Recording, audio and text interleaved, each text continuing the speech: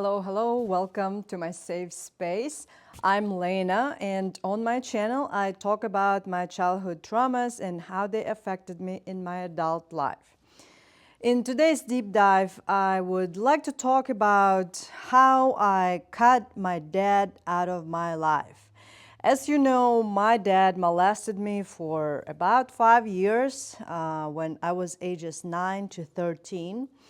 And I cut him out in 2020 when I was 33 years old. It wasn't easy, and quite honestly, I had a mourning process. I had to mourn this loss, even though he was my abuser and he did all those horrible things to me when I was a child. He was still my dad and still is, 'cause he's still alive. But even though it was hard, I never for a second doubted whether it was the right decision. I knew the entire time that I did the right thing. So what happened between my dad and I during 2020? In February of that year, I went to visit him in Ukraine.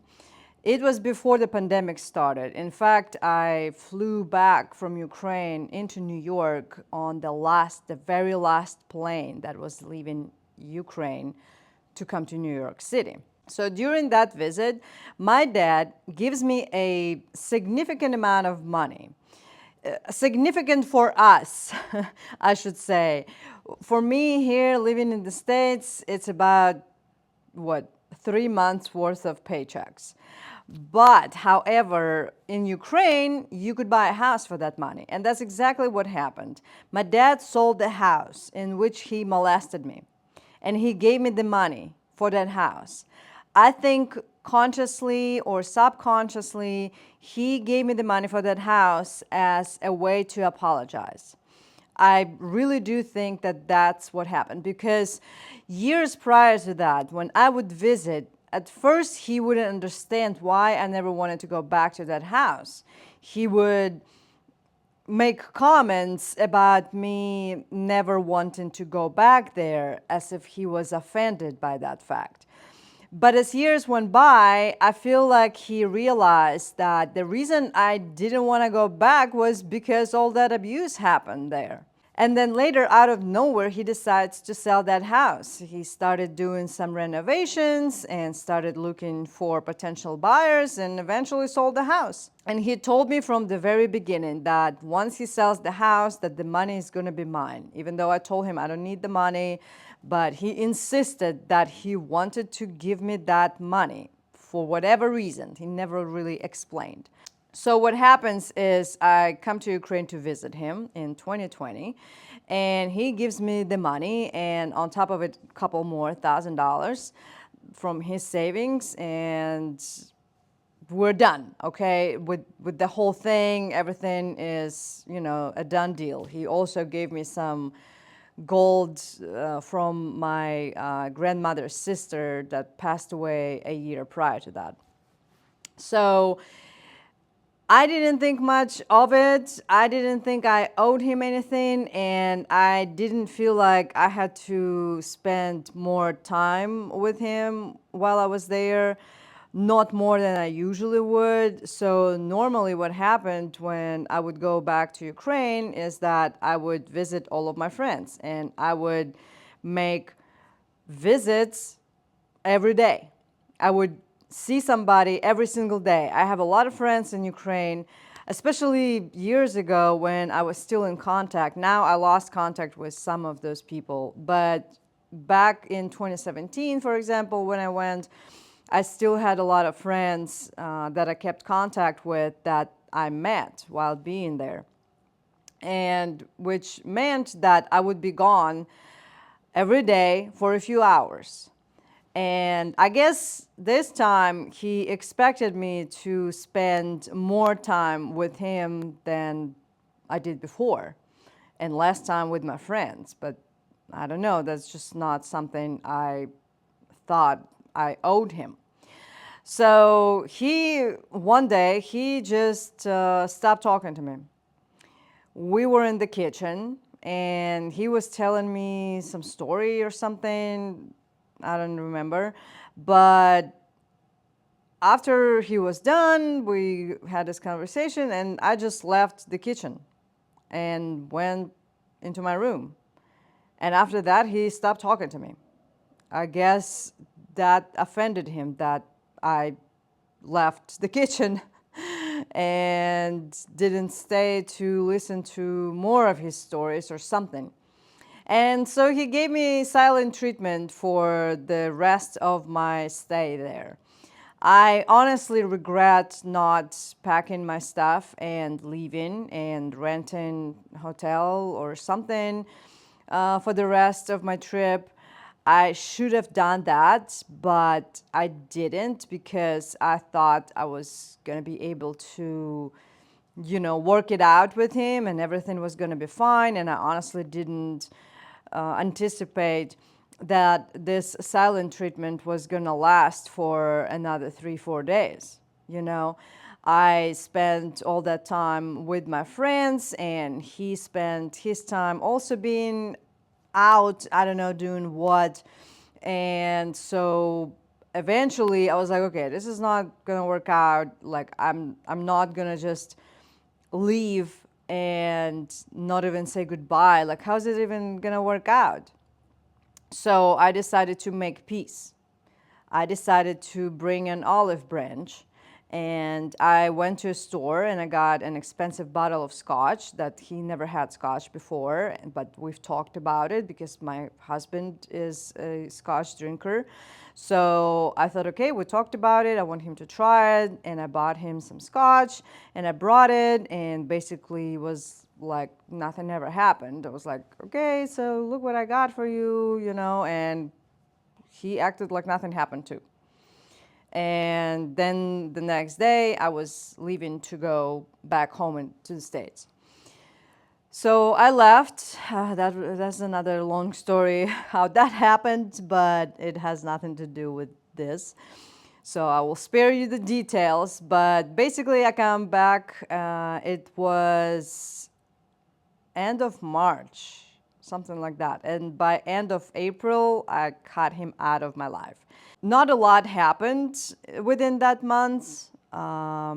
We were talking over the phone as usual, maybe once a week. And then finally, our last conversation is when he was spewing his anti-vax ideology. He was always an anti-vaxxer. And as a kid, I didn't think much about it. Of course, I was glad that I wasn't stabbed. So I didn't argue. I didn't know much about it. He's an adult. I thought he knew what he was talking about, so I didn't think much about it. I just went along, and then I got measles when I was 13 years old and was sick for a week, and things like that. So now I was an adult and I make my own decisions about my body. When I moved to the States, I had to get a lot of vaccinations because of all the vaccines that I've missed over the years because of my dad.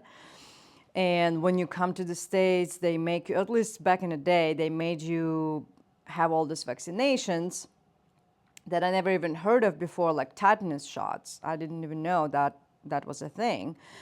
So I had to get all of those. And since then, my dad and I never talked about vaccinations. There was no reason to. I don't have kids, so that subject was never brought up. And then finally, skip forward to pandemic, that is when vaccinations became this hot topic. And in that last conversation I had with him over the phone is when he started talking about his anti-vax beliefs. I was so pissed off. I didn't even know what to say back to him. Like, I didn't want to argue with him about it. I just wanted to not listen to what else he had to say about it, and I just hung up. I didn't say anything. I just hung up and didn't want to hear anything. And he didn't call me back.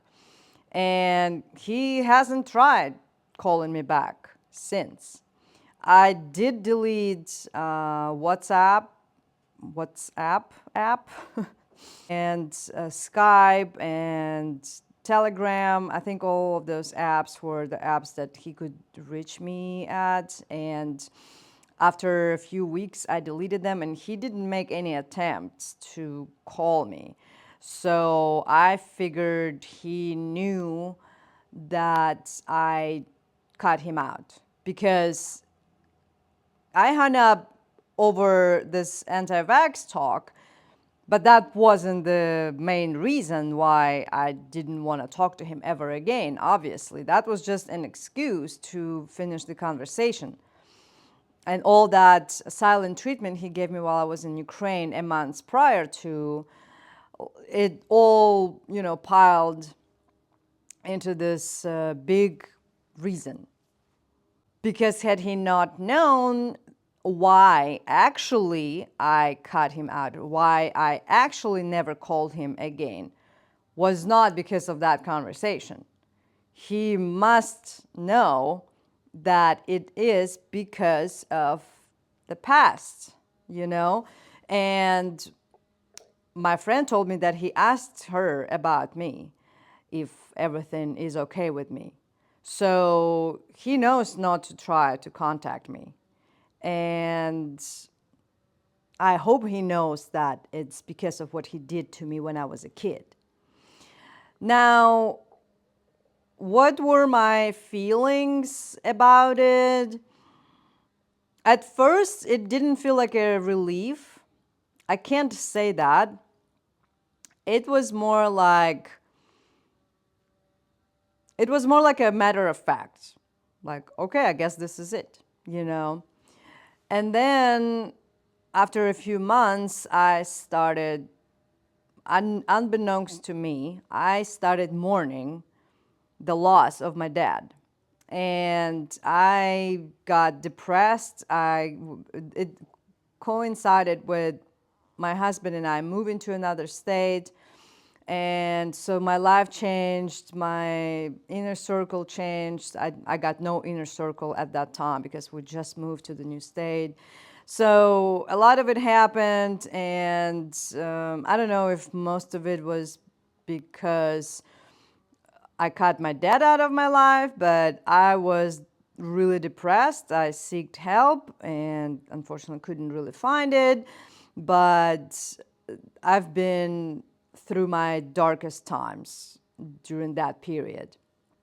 And it took me a while to make peace with the fact that I no longer have my dad. It wasn't a conscious realization. It is something that I realized later on. Like, I understand this now, but at the time it didn't feel like, oh, like I'm mourning my dad, or like I lost my dad, oh my God, like I'm feeling all these feelings, No, it wasn't like that. I couldn't explain why I felt so bad and why I was so depressed.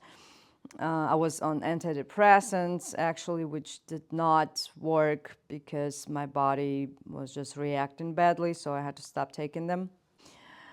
So basically, I wasn't receiving much help, and I had to deal with it on my own, and it took me about 2 years to get out of that rut.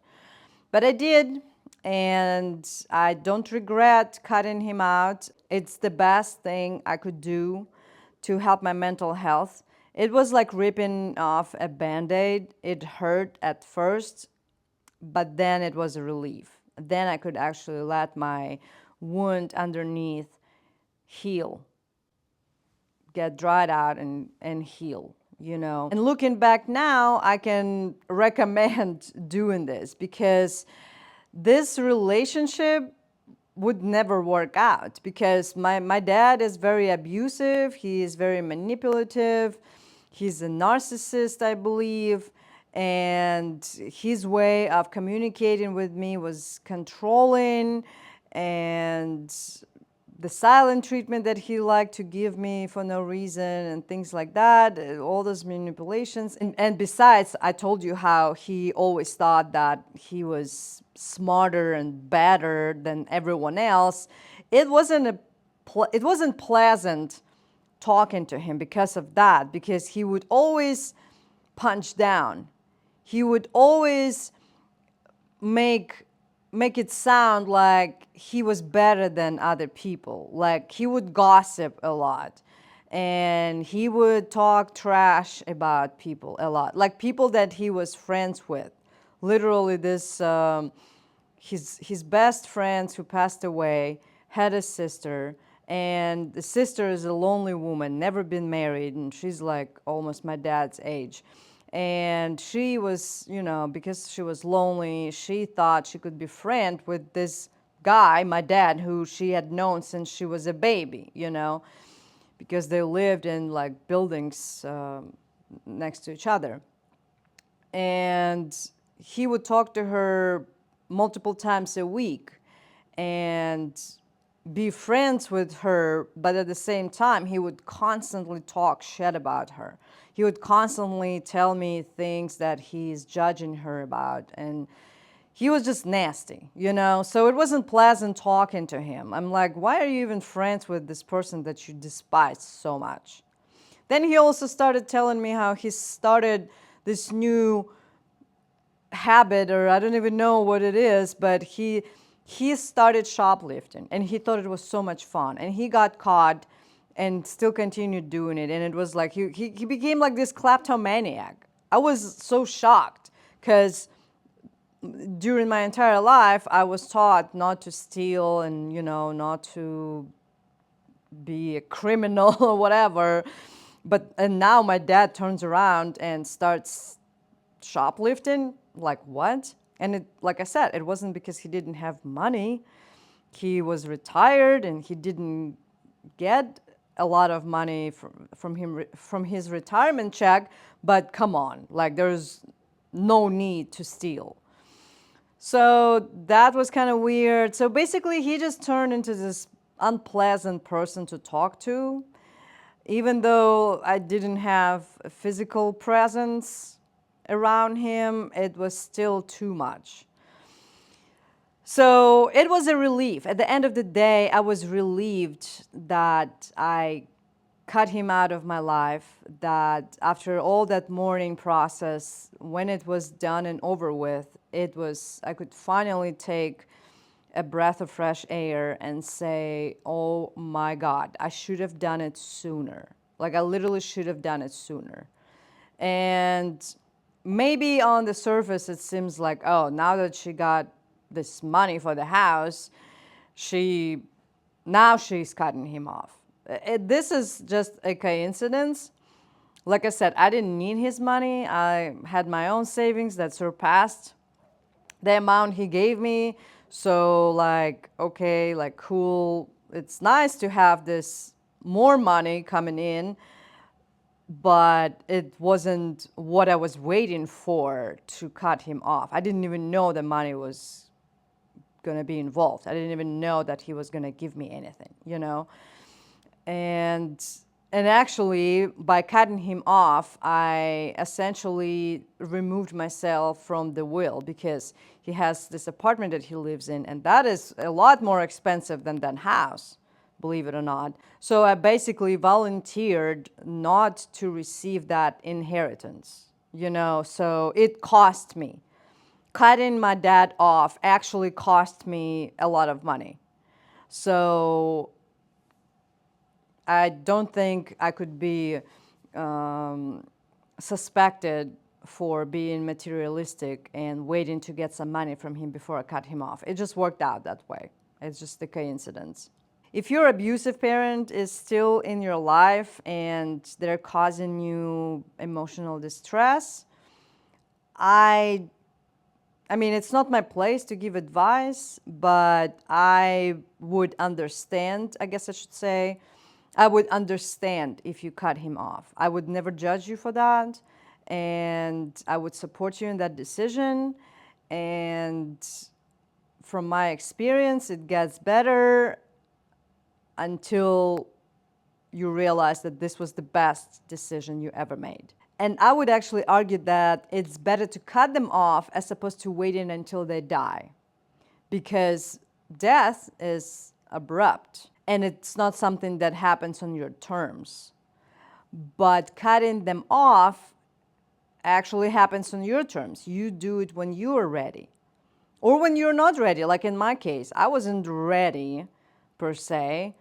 It just worked out that way and it was painful, but at the end of the day, it was a great decision.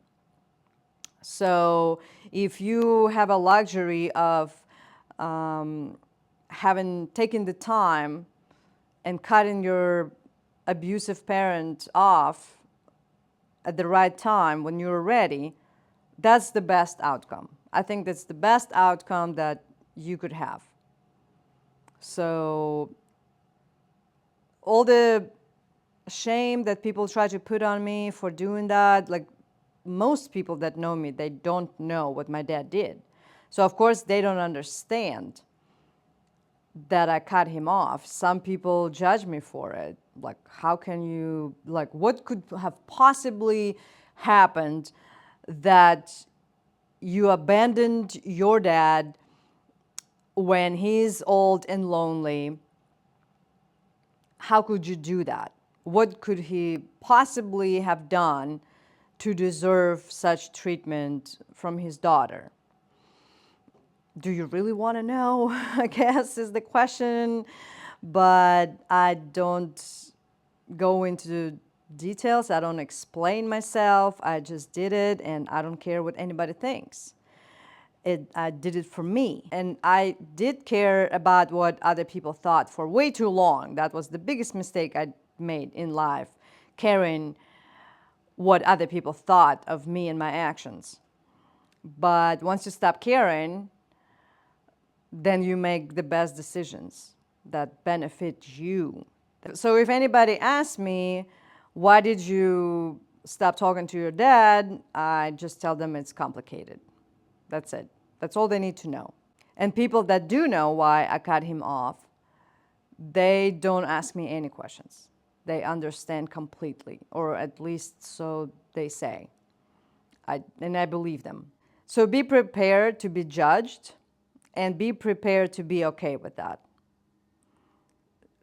Make sure you understand that there will be judgment. Make sure you understand that people will question you, especially other family members, and especially those family members that don't know the past, your past, what happened between the two of you.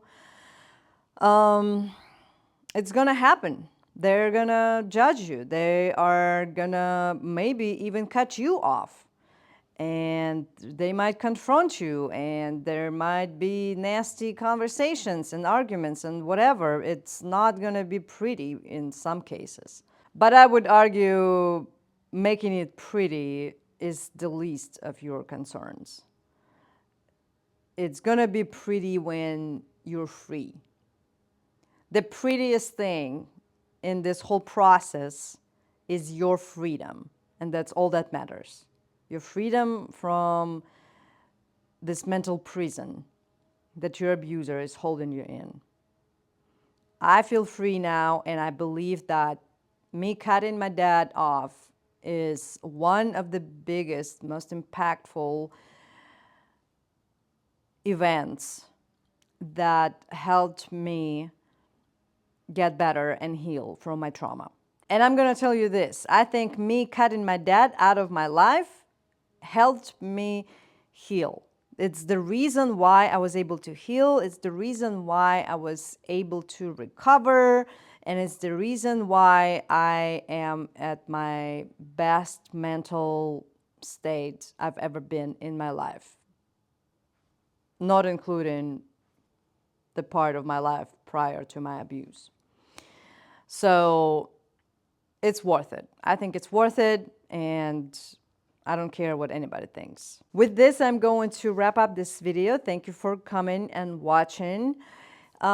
Please write in the comments if this is something you have done and how it affected you, or is it something that you're thinking of doing, and what do you think now after watching this video? I really appreciate your input, and I try to read all of the comments and respond to all of them as well. It's really important to me that we're building this little community of people that get it. Thank you so much for coming to my safe space. Watch some of my other videos if you're interested. I post once a week, and I hope to see you in the next video. Bye.